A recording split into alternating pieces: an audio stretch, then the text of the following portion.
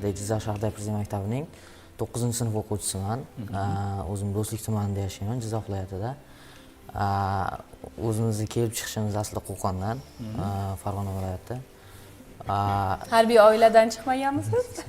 Yo'q. Shu cho'lni o'zlashtirish davrida bizning qarindoshlarimiz Jizzaxga ko'chib kelishgan. Lekin hech bunaqa ajratish shunaqa narsalar bo'lmaydi. Bizlar oila deb o'qib qo'yganmiz o'zimizga.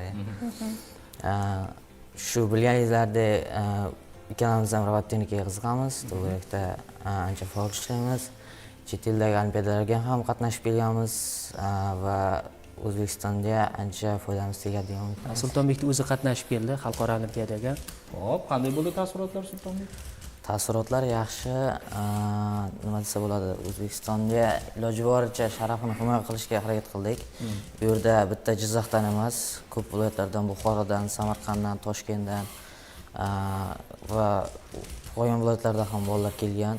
Hammamiz birga harakat qildik u yerga borib munosib ishtirok etib kelishga va o'ylaymanki, birinchi martaga yaxshi natija bo'ldi. Aynan men uchun va u yerdagi ko'p borgan bolalar uchun yaxshi natija bo'ldi. Nimalar aytib oldingiz?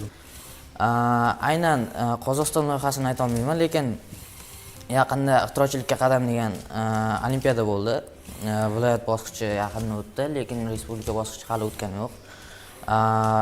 Unga o'zimni proyektimni ko'rsatib chiqdim. Ya'ni uni asosiy g'oyasi nima edi?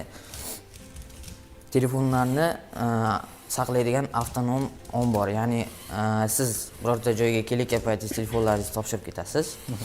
U sizni barmog'ingizni oladi va telefonga biriktiradi. Bu va o'zining omboriga saqlab qo'yadi va chiqqan paytingizda barmog'ingizni bossangiz telefonni yana sizga qaytarib olib chiqib beradi. Bu loyihani Jizzax viloyatiga olib chiqdim va olimpiadada respublika bosqichiga o'tkazishdi. Va xudo xolasa buni keng targ'ib qilaman deb o'ylayman. Juda ham yaxshi. Davom etamiz.